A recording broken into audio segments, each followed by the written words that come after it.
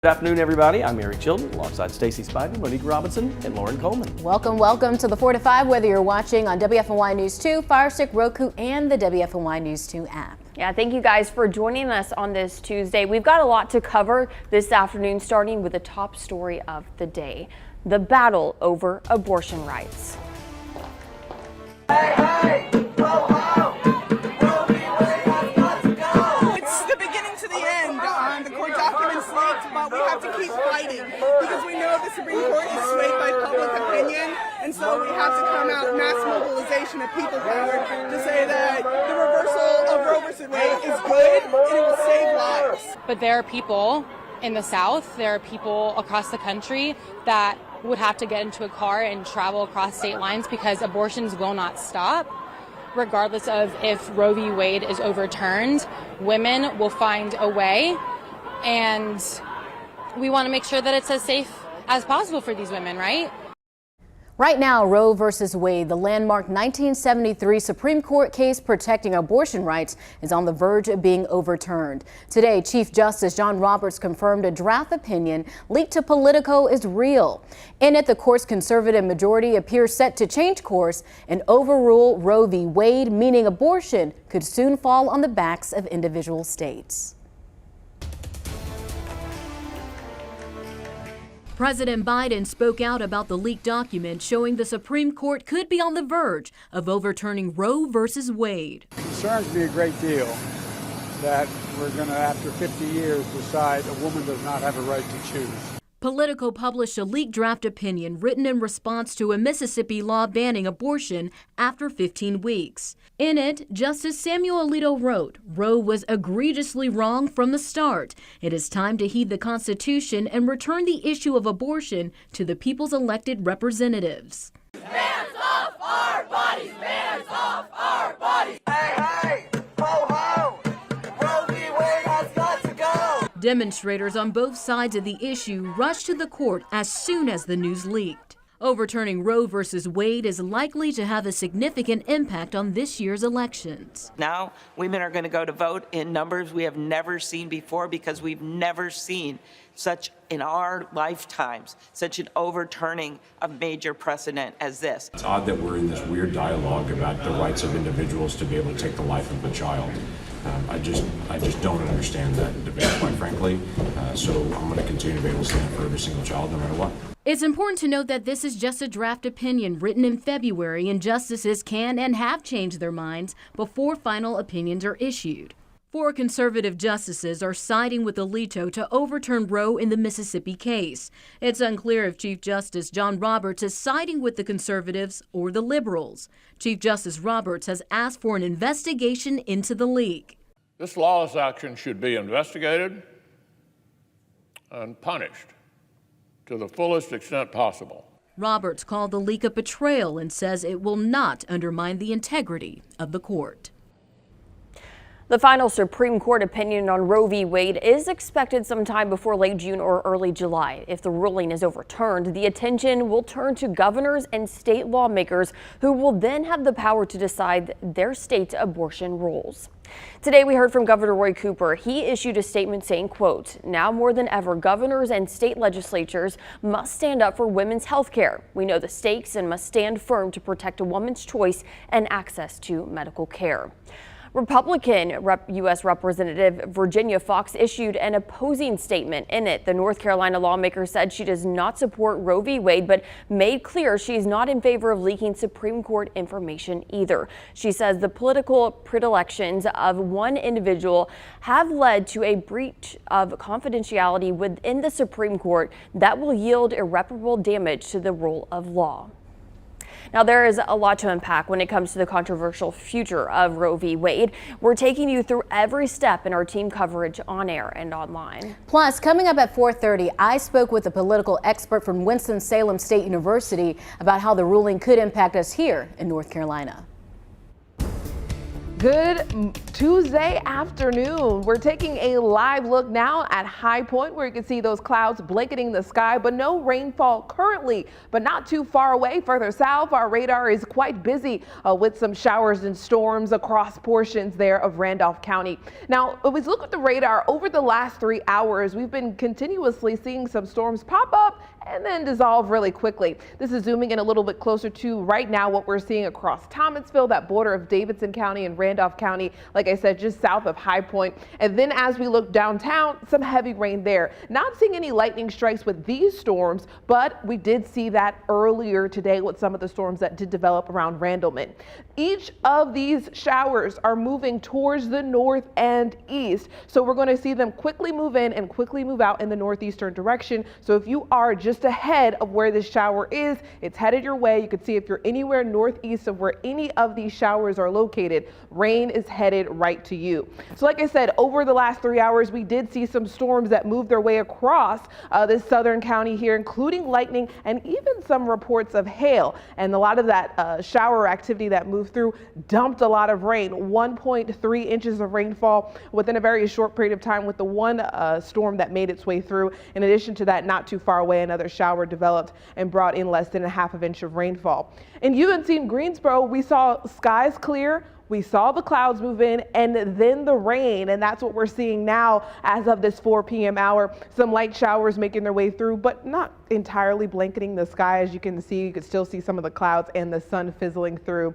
As we continue for the latter part of your day, we're going to see some showers pop in, some clouds move in, and then things clearing for the most part for your late day. We could even see some developing showers overnight, late night, but for the most part, we should be dry. It's important always to stay weather aware by keeping our free WFMY News 2 app close. It's easy to download from either the Apple Store or Google Play. There you'll have the latest weather updates right in the palm of your hand.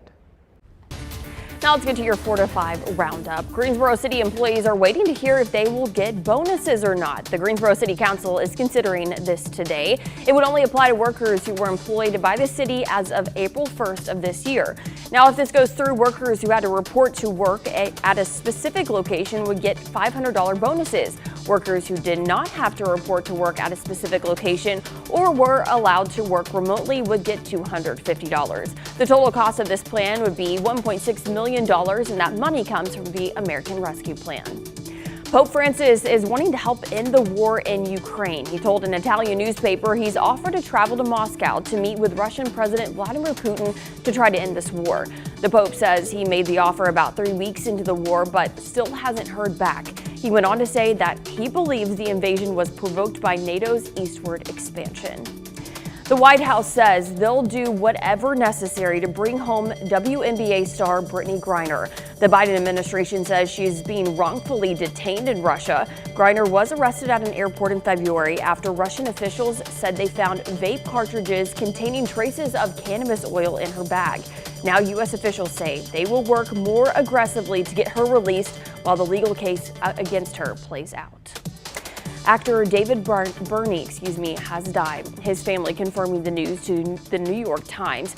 He was best known for his role in Bridget Loves Bernie, a sitcom about interfaith marriage, and Saint Elsewhere, a medical drama, but was also a Broadway star. He passed away at his home in California from Alzheimer's disease. He was 83 years old. We'll be right back.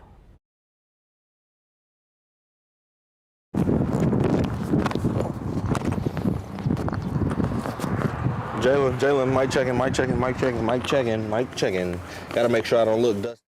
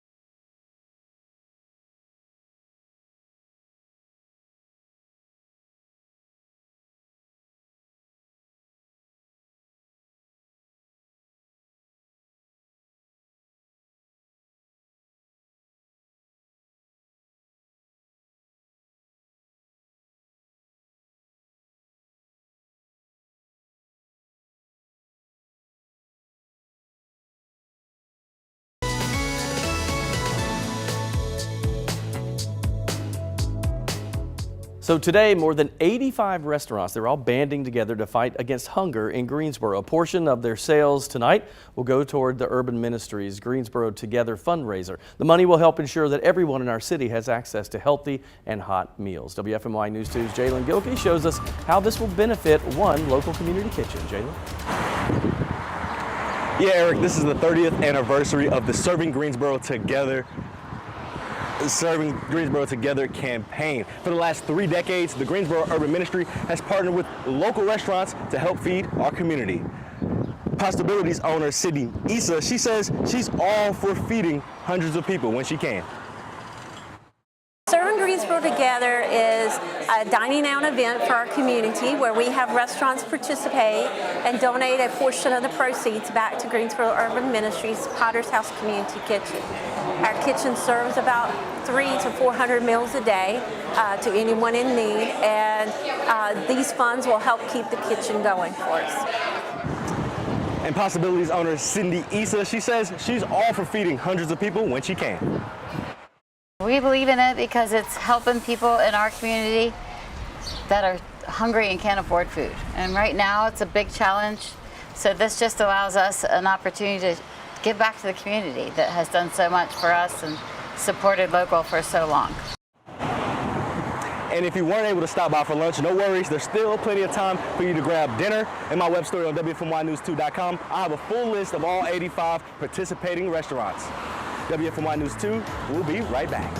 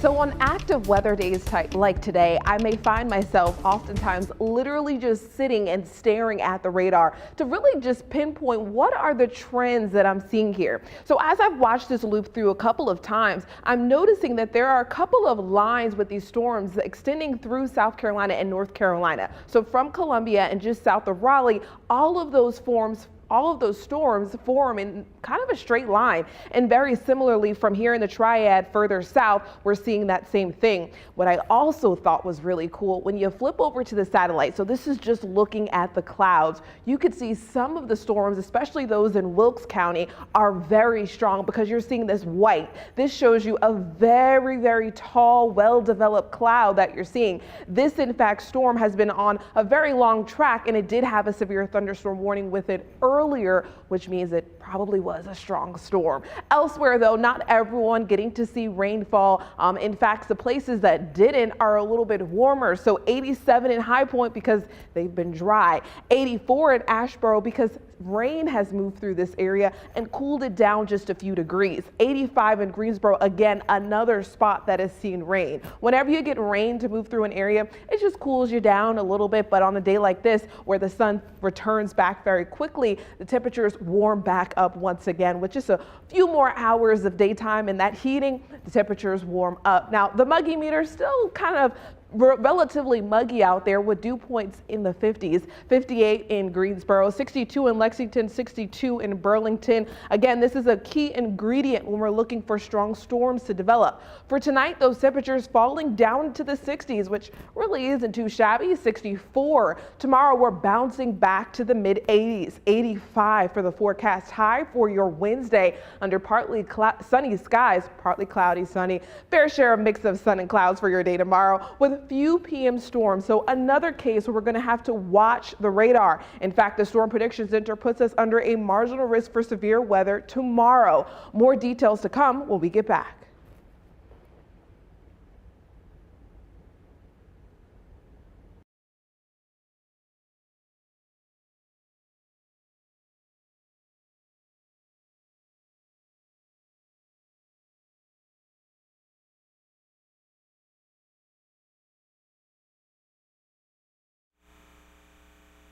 Better that way, which means you don't get to see her here, which is why. Aren't you glad you have your laptop? Oh, yes. Okay, so this will be whatever they route into it. Okay. Hey, Miss Andrews, can you hear me? Yes, I can. Can you hear me? I can. Can you just count to 10 for me real quick and let me just listen to your account so we can check your sound?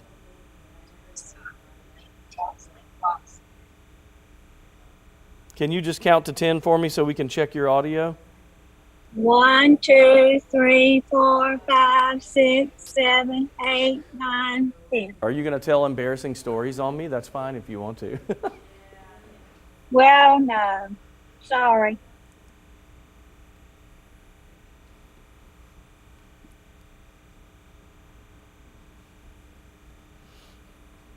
You have to put my mic in queue for her to hear me. Hey, Miss Andrews, when we do the interview, just kind of hold the camera like up towards your face. I know that's going to be uncomfortable, but you don't have to hold it close to you, but just level, and then try to hold it as steady as you can. I know you're driving and that's hard, but yeah, just like that whenever we actually do the interview, but we're probably 15 minutes away. Okay.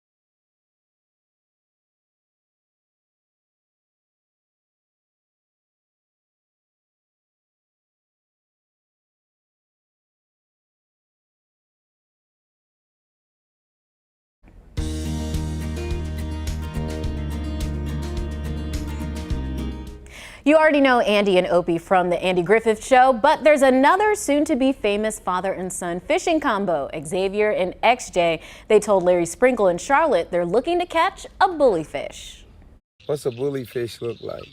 It looks like it's chubby. What's a bullyfish? I've never heard of that. Tell me, what's a bullyfish? It goes to school and bullies his friends, and his most favorite food is worms. Dad felt he should record some of their fishing adventures that day, saving the memories.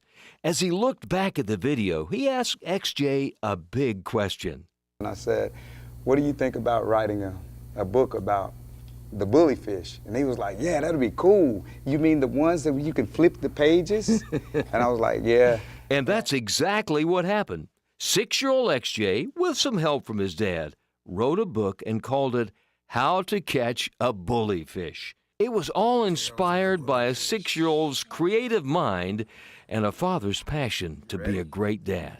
Now, had you ever heard of a bully fish up to this point? Absolutely not, until he told me there was one that exists. The text of the book, Son, what kind of fish do you want to catch? Dad, a bully fish. is just like the conversation between the two of them that day. What kind of fish you want to catch? It's the bully. Just as important as the written words are the pictures that tell the story. So a special creative process was used to portray Dad and his son. I didn't want to look like the Bugs Bunny cartoon. I wanted to look like us.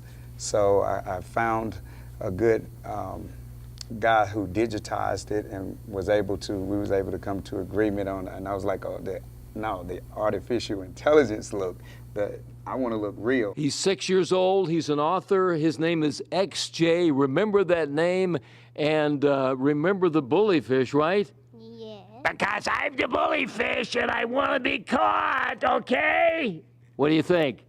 Good. All right, Larry Sprinkle and XJ, back to you. I absolutely love that. I was smiling like ear to ear. So cute. That so whole cute. package.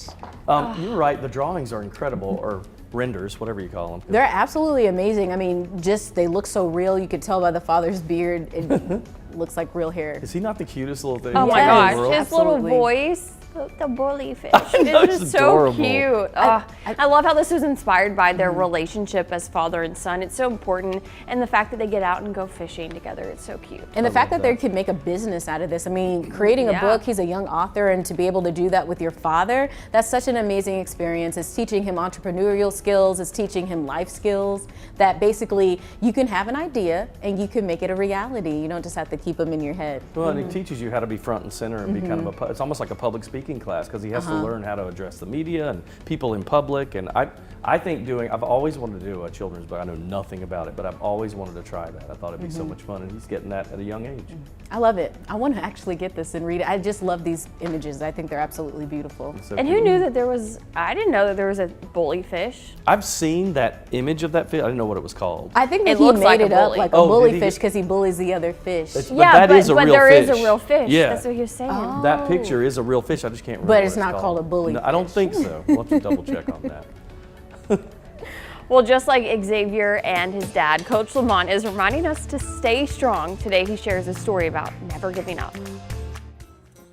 Many years ago, a man had grown tired at the age of 65 of living off of $99 Social Security checks, and he decided it was time to make a change. He began to ask himself, what do I have that others may benefit from? His mind went to his fried chicken recipe, which his friends and family had always raved about. So he left his home state of Kentucky and he traveled throughout the country attempting to sell his recipe to restaurants. A total of 1,009 restaurants all said no. But even after the rejections, he persisted. He believed in himself and his chicken recipe. When he visited restaurant 1010, he got a yes. His name, Colonel Sanders. You are never too old, so it's important for you to stop thinking that you are. You have an idea? Do that idea. This is Coach Lamont. Make today your best you day. I'll see you tomorrow.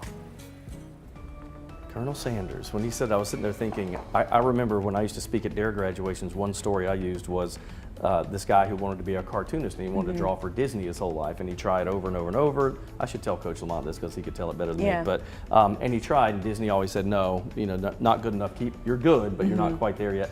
Finally, he said, I'm gonna do my own thing, and he created the Teenage Mutant Ninja Turtles. Wow. And so he did quite well for himself. Yeah. That's absolutely awesome. I mean, I believe Walt Disney had a similar situation. Didn't he draw cartoons for like a newspaper, and they said he wasn't good enough or something, then he created Disney? I mean, he was, I think, turned down by so many different people, and so he just did his own thing, and clearly it worked out for him. So I think that saying, you know, one door closes, another opens, is so true in so many people's lives. I mean, it happened in my life too.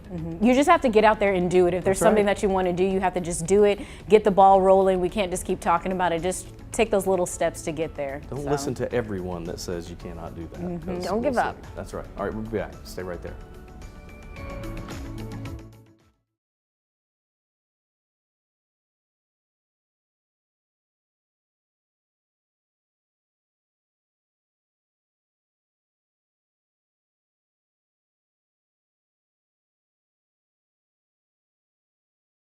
So good. Oh, okay, I will.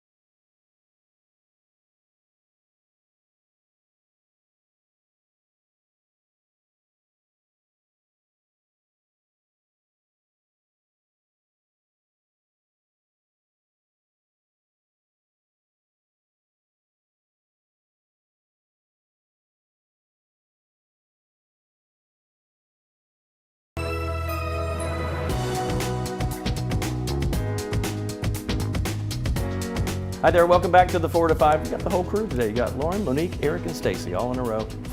That's how we work. Welcome back, everyone. Whether you're watching on air, online, WFMY News 2, Fire Stick, Roku, and the WFMY News 2 app. I don't know if y'all caught that, but I was trying to wave with my iPad. I don't know how silly Nice. that was. Nice. Anyway, thank you for joining us. Let's go ahead and jump right back into our top story of the day. The battle over abortion rights. Right now, Roe versus Wade, the landmark 1973 Supreme Court case protecting abortion rights, is on the verge of being overturned. Today, Chief Justice John Roberts confirmed a draft opinion leaked to Politico is real. Here is a closer look at that document. It was written in response to a Mississippi law banning abortion after 15 weeks. In it, Justice Samuel Alito wrote, "Roe was egregiously wrong from the start. It is time to heed the Constitution and return the issue of abortion to the people's elected representatives." Now keep in mind, the leaked document is just a draft that was written in February. This means justices can and have often changed their minds before final opinions are issued. If Roe v. Wade is reversed, the decision of abortion would fall on the backs of individual states, which would definitely impact upcoming elections, especially in battleground states. North Carolina is one of those states, so I spoke with a political expert to find out how the decision would impact us. Dr. Denise Nation is the chair of the Department of History, Politics, and Social Justice at Winston-Salem State University. She says abortion is currently legal in North Carolina with some restrictions on how service is provided. several states have trigger bans in place. Our state is not one of those states. We do have restrictions on abortion where we have 20 weeks when the Roe decision says 23 weeks. If this draft decision passes, she says she's not confident North Carolina's current restriction on abortion will stay the same, but would ultimately be up to state lawmakers. We do have a Democratic governor, so he obviously can overturn some of these laws that are coming through the assembly, but and the legislature is of course primarily Republican, and we know that folks are leaning towards this idea around restricting, and that I'm not sure where our state will end up on this continuum, but I'm not confident that we would just stick with what we have on the books right now. Again, this is a draft decision that was leaked. It could change before a final ruling is made by the justices this summer. If that ruling is overturned, the attention will turn to governors and state lawmakers who will then have the power to decide their state's abortion rules. Today we heard from Governor Roy Cooper. He issued a statement saying, quote, "Now more than ever, governors and state legislatures must stand up for women's health care. We know the stakes and must stand firm to protect a woman's choice and access to medical care." U.S. senators are also impacted by the decisions of the Supreme Court because they are the ones who decide which nominees make it to the court. Right now, the U.S. Senate race in North Carolina is heating up, and today several of the frontrunners released statements regarding Roe v. Wade. Former State Justice Chief Sherry Beasley wrote in part, "This horrifying news in Washington's failure to eliminate the filibuster and codify Roe v. Wade to protect our rights has shown us exactly what is at stake, and it is more urgent than ever that we elect leaders who will stand up for our fundamental freedoms in the U.S. Senate." U.S. Representative Mark Walker tweeted, "On the threshold of victory, most likely a few weeks before the court's holding will be published. Keep praying and speaking for those who cannot speak for themselves." U.S. Representative Ted Budd says this unprecedented leak was wrong and damages the Supreme Court. "I continue to pray that the justices reach a decision that upholds the sanctity of life and guarantees the right to life for innocent unborn children," end quote. Now, we reached out to former governor and Republican Senate candidate Pat McCrory about the leak. He has not yet issued a statement. There is a lot to unpack when it comes to this controversial future of Roe v. Wade. We're taking you through every step in our team coverage, both on air and online. Coming up at 5, we'll dive deep into the history of the ruling and how it could impact medical facilities here in the Triad. In the area, there are some showers developing, and even we've seen some storms. This is a current look at High Point. Now, if you were with us in the beginning of this show, we didn't have any rain on this camera, but that is different now as we look towards High Point. Some droplets have accumulated onto the sky cam, but for the most part, things are dry now around this area. The showers have been moving through over the last couple of hours. We've seen things pop up and then fizzle out very quickly. Zooming in a little bit closer to some of those southern counties, Davidson County, some heavy rain bands moving through, and you could see some lightning there. And then as we look just north of Randleman, a very heavy spot of rainfall is making its way into town. Now, the Storm Prediction Center is just clipping some of us under watch for a marginal risk for severe weather tomorrow. Elsewhere, the light green that you're seeing, the mint green color, shows that we could be seeing some storms tomorrow, but not necessarily severe. All of that severe weather should really stay down to the south and east of us, but as always, I'm staying weather aware. As that cold front makes its way through, we could see some more showers and storms develop tomorrow, and that timing of it starting after 1 p.m. and continuing through the late day. Make sure to always be weather aware by keeping that free WFMY News 2 app close by. It's easy to download from either the Apple Store or Google Play. There you'll have the latest weather updates right in your hand. Well, in case you did not know, it is National Teachers Appreciation Day. Very excited about this, and obviously all of us have teachers, probably plural, that we looked up to when we were younger. I know I have some from elementary school and junior high and high school, but today I actually reached out to my first grade teacher to see if she would take some time with us, and I'm so excited to talk about this. This is my teacher, Martha Andrews, who joins us live because she's on the road now. She's taking time out. She's traveling to see her grandkids play sports. Miss Andrews, can you hear me okay? Yes, I can hear it. Can you hear me? I can hear you. Well, you know, one thing I want to say, and I've never said to her, I don't think, when I was a kid, really little, going into first grade, my family moved a lot before I was 6 years old. So I never had, honestly, my sisters were teenagers, so they babysat me. I never had a babysitter. I never went to daycare, preschool. I didn't even go to kindergarten. I started in first grade, and Miss Andrews was my teacher. And I got to tell you, I was a nervous wreck and lots of anxiety as a little kid, and you were wonderful to me to help me through that. Thank you, Eric. You were easy to be wonderful, too. Do you remember your nickname? I always remember a nickname you used to call me every now and again. Could it have been Pooh Bear? Pooh Bear, that's exactly right. She called me that because I wore Winnie the Pooh golf shirts almost every day. You taught for how long, Miss Andrews? You're a wonderful teacher. 30 years, Eric. And tell me, what was your, you know, every teacher has great moments, and I'm not asking you to name one or two, but what did you get out of teaching? What does that profession give to the teachers?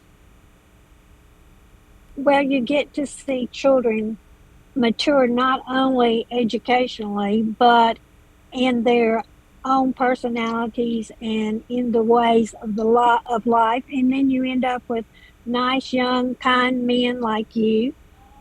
So sweet. You see why I liked her? Do you understand now why I like?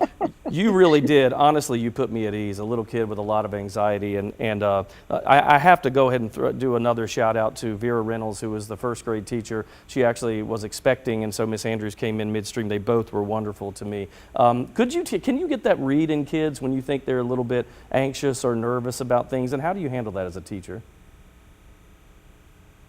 I think you just have to deal with each child individually. And with those children that are anxious, you try to give them a little more attention in their times that they don't feel as capable. Yeah, because it bleeds over, I think, into education. You know, like they can't learn if they're not comfortable, and you always seem to make us very comfortable. I want you to know that I'm not just speaking for myself, but my classmates, because when we get together and we talk about teachers that we love, your name comes up frequently. So I just want to thank you for everything you did, not only for me, but all those kids over those 30 years. Thank you, Eric. I love you all. Just so sweet. This is the best. Thank you, Miss Andrews, for taking time out. And, you know, in that light, we wanted to ask you on Facebook, tell me about your favorite teacher and why they were so great. So here's what a lot of you said. Shirley said, no question about this. She said, this is Mr. Ron Hahn at Allen Junior High in Greensboro. She says he was my 9th grade math teacher, and that really helped me turn my math grades around. Instead of just giving me math problems, he explained them step by step. Melody says, Randy Shaver was consistently went above and beyond to not only educate, but also to build confidence in me as I struggled through teenage awkwardness and uncertainty. Amber Nicole says, Joyce Bunn, because when I got my glasses, this is 4th grade, by the way, she said, I was in her class. She made me feel smart and special, even though I looked different. And she went on to say, in 4th grade, that's a big deal. Kim says, Martha Williams, she was my 10th grade English teacher, and she made me feel special. She believed in me and gave me the courage to try new things. And by the way, Kim went on to become a teacher. CJ said, I am so appreciative of Anita Goad. I was never the best student, but she always believed in me and would not let me give up. Sue Atkins says, Miss Panthea Bowman, 1st grade teacher in Colfax Elementary. She gave me all the books I wanted to read until the principal said you can't give her anymore. That's a great teacher right there. I think all of us have multiple teachers that fit this bill. I chose Miss Andrews because she was the first one she had to deal with other issues with me with the anxiety of that. The teachers later on kind of helped shape me in my career, but I loved Miss Andrews. I had a lot of teachers that impacted me in my life, but if I were to choose my favorite one, it would be Miss Izora Everson. She was my history teacher a couple times in high school, and she just made learning so much fun. She broke it down to our level.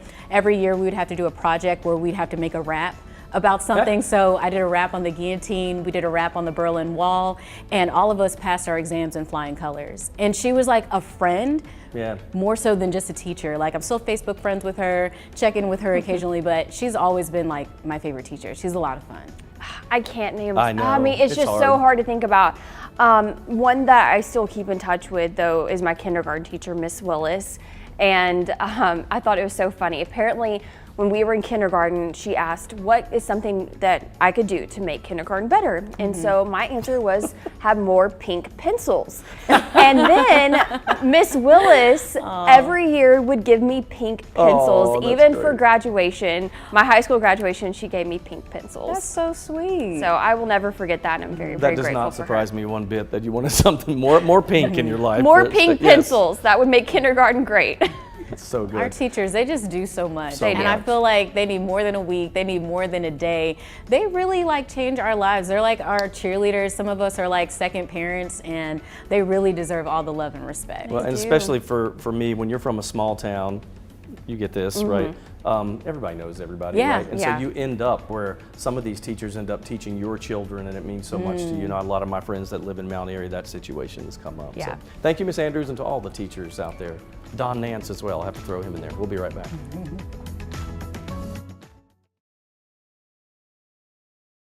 Hey, Brad, I'm on Avery's IFB.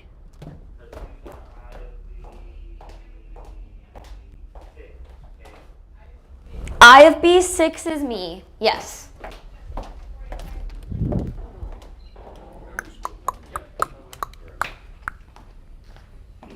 Hello, mic check 1 2 3 4 5 6 7 8 9 10. Mic check, mic check, mic check. Me? What? Hello? Check, check. 1 2 1 2. Hey, Facebook.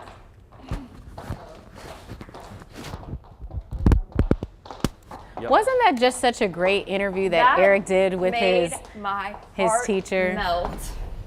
It was just beautiful. So cute. Teachers. That was so sweet. She's such a So Amanda and Monique are now in here. We want to know who your favorite teachers are and why. Mr. Penix, he was, he actually led our youth group too, and he was the one that told me to like start reading like the Bible verses and stuff, and he was like, you're a great speaker, you should be a journalist. He also taught TV production. So that's how I ended up being like the host for our television show, because he saw that I would speak at church, and then he got me into speaking in front of the camera. Oh my gosh. So that's like a life-changing type of situation. Yeah. What about you, Amanda? My English teacher, my AP English teacher in high school, because every day she always like talked about motivation and inspiration. And I was like, oh, I love that. I'm learning more than just writing. It was like a lot about life lessons. And some of them I still remember. Like she was telling us that peppermint helps deal with your emotions. Like, so that's something I always remember. That's awesome. It's crazy the little things that remind us of certain teachers. Whenever someone talks about Harry Potter, I think about my third grade science teacher, because she was taught everything in third grade, but science was her specialty, but she read us the first Harry Potter book. So I always just think of her in my mind when people talk about Harry Potter. Bye, Facebook. Bye. We'll see you in a minute. Eric, is this yours?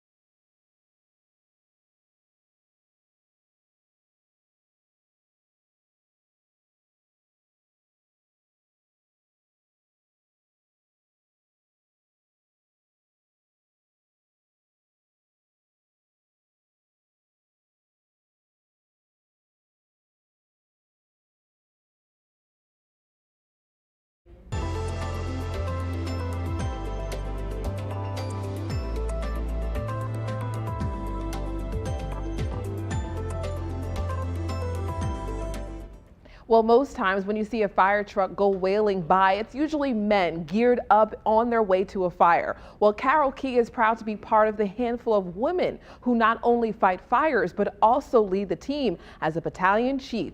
This is one of the highest ranks in the nearly 600-member department. Carol Ellison Key keeps climbing the ladder within the Greensboro Fire Department. From firefighter to captain to battalion chief, she's racked up experience throughout her career. Her last promotion was a big one. Didn't even realize until my actual promotion that I'm like the only female in the department that actually has stayed in emergency services up to the rank of battalion chief, and I'm proud of that. In September, Ellison Key will mark 24 years at the Greensboro Fire Department, a place she never imagined she'd work at.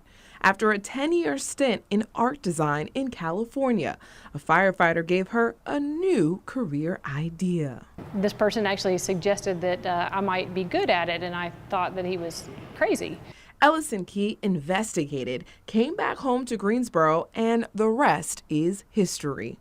Just so happens that my husband, he and I met about a year and a half before going into the fire service, and he had the same desire as I did, and we ended up being in the same recruit class together. She and her husband are the only married couple to do recruit training together in Greensboro.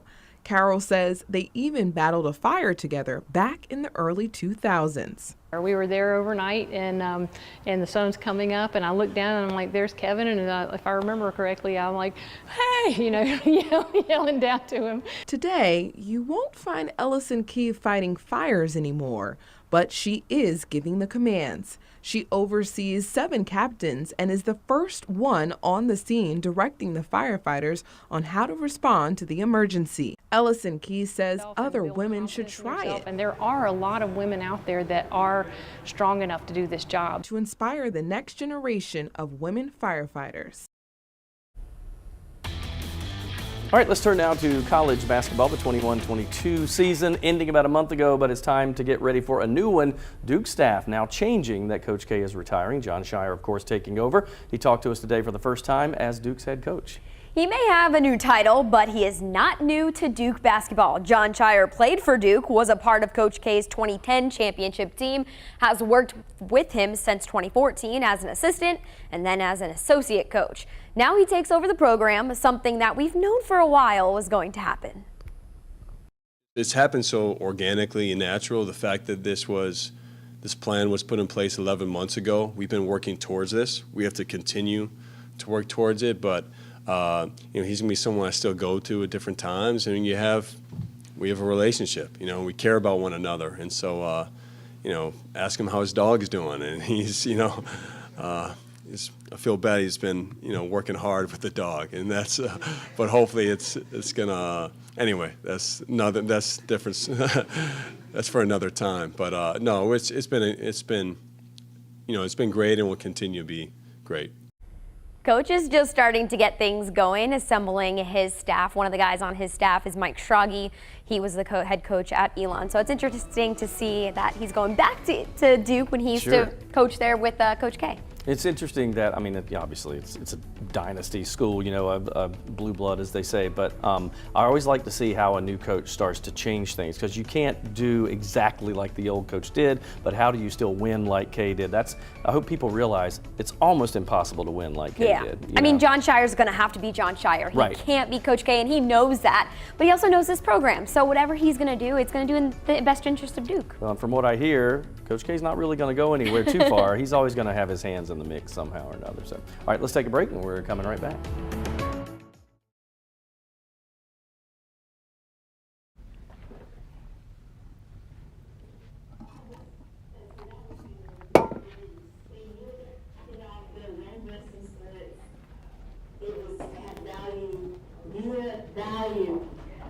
Hey, I'll do that for you whenever you want.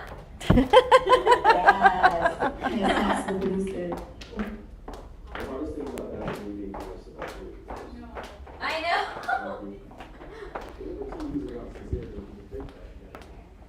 Hey, ice cold milk and an Oreo cookie, they forever go together like a classic combination.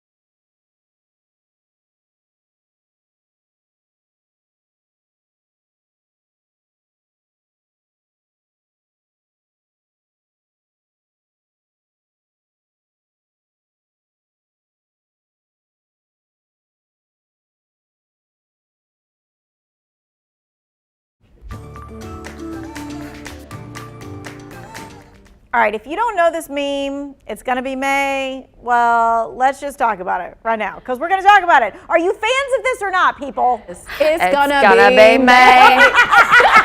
I mean, come on, the two millennials here, right? We got it. Okay, so I'm a fan of this. Are you not a fan I of this? know nothing about this at all. Nope. Like, what is happening right now? I don't. Okay. I just look at it and go, I don't know any memes. Okay, it's Justin Timberlake, former member of NSYNC. Well, I know who he is, had a but- song in which he said, "It's gonna be me," but it comes out, girls. It's gonna be May. The way Okay. he says it. Yeah. Right. So, okay.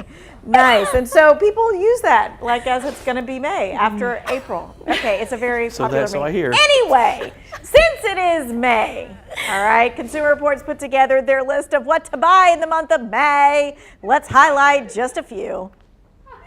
For Mother's Day, we'll see big sales on gift items, especially in the tech categories like smartwatches and fitness trackers.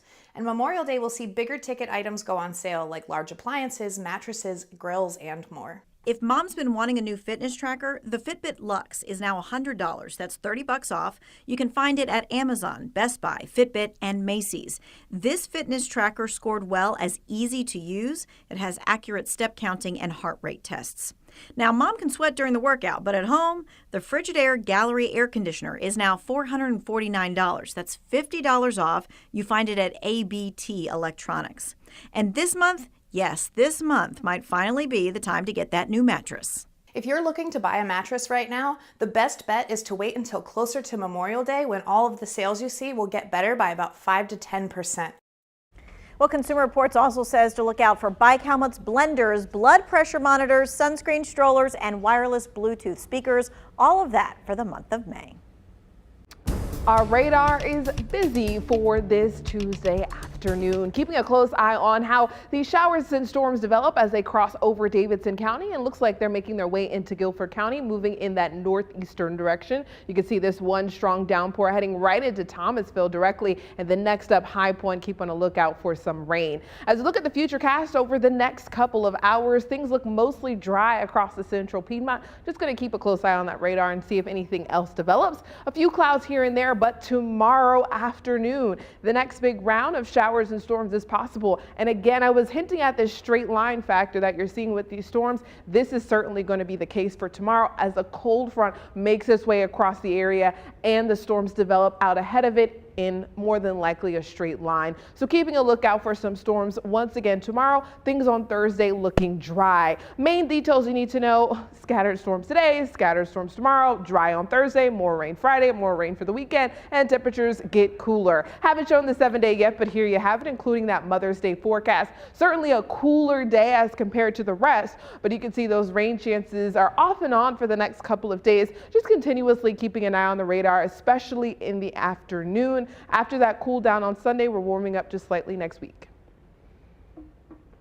Stay weather aware by keeping our free WFMY News 2 app close by. It's easy to download from either the Apple Store or Google Play. There you'll have the latest weather updates right in the palm of your hand.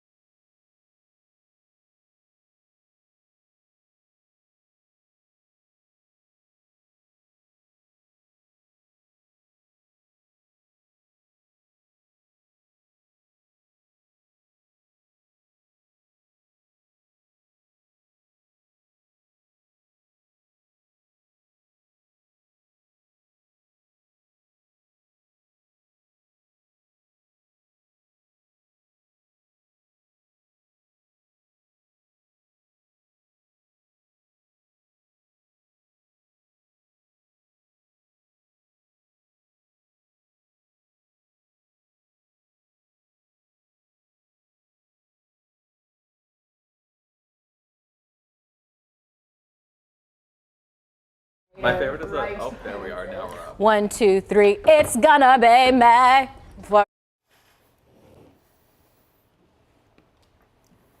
Hello, 1, 2, 3, 4, 5, 6. Chilton. Oh. Hey there, Illinois, Indiana, Iowa, Kansas, Indiana, Maine, Maryland. I'm still in shock that Chilton did not know what that was. Mic check 1, 2. He didn't know that song. Mic check 3, 4. 2, 3, 4, 5, 6, 7, 8, 9, 10, 11, 12, 13.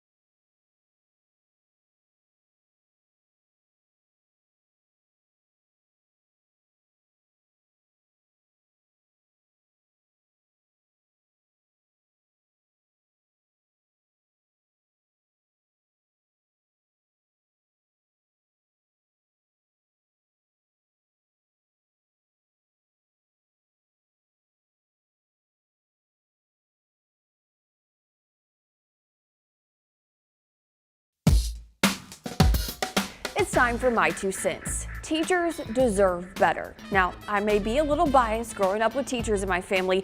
Even my husband started his career as an educator. I know firsthand of the hours of dedication, the passion, and the little pay. If you think about it, whether you liked school or not, there was probably a teacher who made a difference in your life. That's because teachers shape the next generation. They aren't just babysitters. That brings me to this, $35,000. Data from the North Carolina Department of Public Instruction shows that as the starting salary for a teacher in North Carolina. A teacher with 25 plus years of experience makes $52,000 a year. Now, look at these numbers. According to BusinessInsider.com, the top of the pay scale for teachers in Luxembourg is $124,000 a year. It's $86,000 in Switzerland, $75,000 in Germany. We continue to see progress regarding teacher raises and, in some cases, bonuses. Officials are advocating for our educators, and I'd like to see more. I think throughout Teacher Appreciation Week, let's continue to reflect on the impact teachers make and the future they help create. That's just my 2 cents. That's your 4 to 5. WFMY News 2 at 5 starts right now.